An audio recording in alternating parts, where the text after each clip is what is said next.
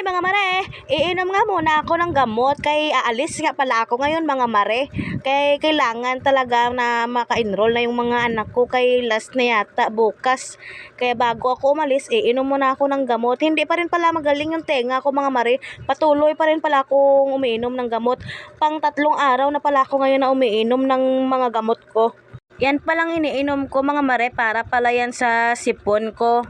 At pagkatapos ko palang uminom ng gamot para sa sipon ko, iinumin ko naman yung pangalawang gamot na para sa tenga ko nang makarinig na ako ng maayos.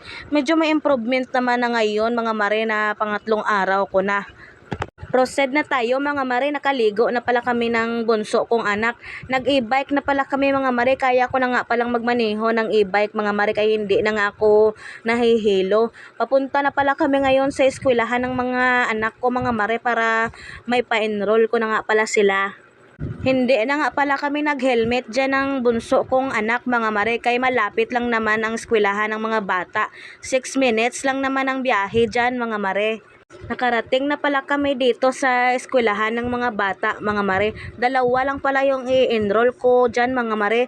Ang grade 7 ko na magiging grade 8 na at yung kinder ko na magiging grade 1 na. Pinarking ko nga pala muna yung e-bike ko dyan mga mare at papasok na rin pala ako sa loob ng eskwelahan. Si Bunso pala mga mare, sa barangay pala yan siya mag-i-school, na pa-enroll ko na pala yan siya mga mare nung May pa. Maaga yan siya na pa-enroll ko mga mare. At ayan na mga mare, papasok na pala ako sa eskwelahan ng mga chikiting ko mga mare.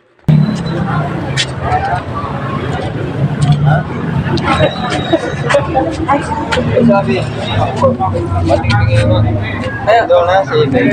Opo, 2 po sila sir.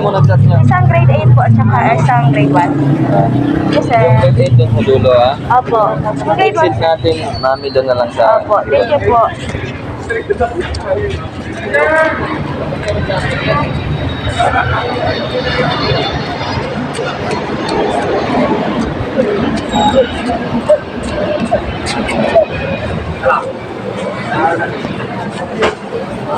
Ito tayo mahal sa dulo.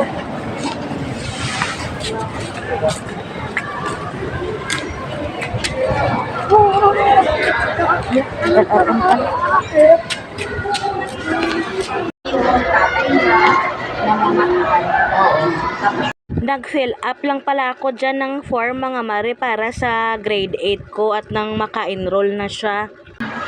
Okay lang ba sa kanya? Eh, syempre, kami special din yun. Syempre, support na lang po namin. Okay naman. Kasi special din niya. Siguro gusto niya makasama yung mahal na sa buhay. Tapos yung last din naman. Si John Paul naman, nag-order siya ng damit niya sa Shopee ba? Basta nag-order siya kasi hindi siya makaalis sa trabaho. Dumating yung order niya, hindi magkasasat siya na yung photo. Pero ayun yung kanyang pero sinabi naman niya yung sizes. Di ba may mga sizes yun?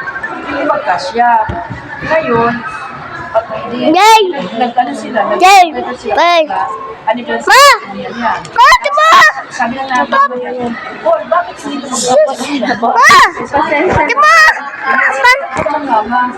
Halika na mahal. Ito po ma'am. Thank you po. Let's go. Kabila ka kuya. Mahulog ikaw.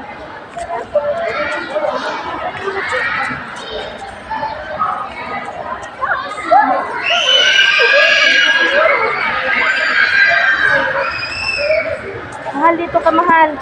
Mahal.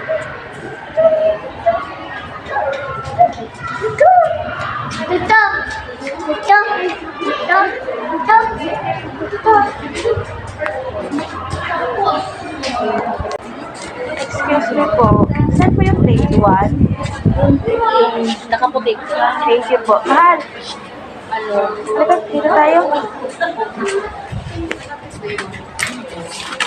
Grade 1 po. Miss po. Si mag-grade yan siya? Hindi po. Yung po. Asan po siya? Kailangan po? Opo kasi papabasahin po namin. Ay, nasa bahay po eh. Balik po. Nasa inyo po ba ang card? Wala po, na kay teacher. Teacher. Samuel Rondina. Sige po. Yung bata na lang. Sige po. Kasi PSA po. pinilit ko lang po mag-enroll kasi sa hearing dahil nawalan ako ng pangdinig dahil po sa sipon tsaka sa ubo. Okay. 3 days po lang naman ako ginagamot ngayon. Sige po. Kaya sabi ko sa panganay ko, kung pwede, ikaw na lang mag-enroll sa grade 8 tsaka sa grade 1 sa kapatid mo. Pinilit ko lang kasi ngayon. Dalhin nyo na lang po. Sige po. Saglit lang naman din mo. Apo, thank you po. Mahalal ka na. Sinabi ko pala dyan sa mga teacher, mga mare, na hindi nga ako makarinig. Kaya ayan, babalik na naman kami ngayon sa bahay kay kailangan daw pabasahin daw ang grade 1. Kaya ayan, pinaliguan na pala yan ni panganay kong anak, si Kuya Adrian. Kay isasama ko nga yan siya para pabasahin nga daw doon. Fast forward na tayo mga mare. Andyan na nga pala si Kuya Adrian, pinasulat ng pangalan, tapos pababasahin yan siya mga mare. Kuya.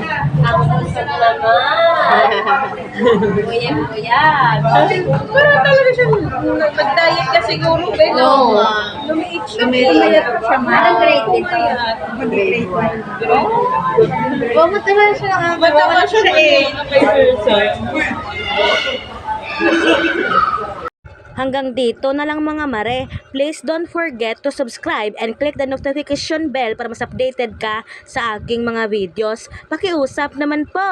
O siya, mga mare-mare, at kuya, thank you for watching!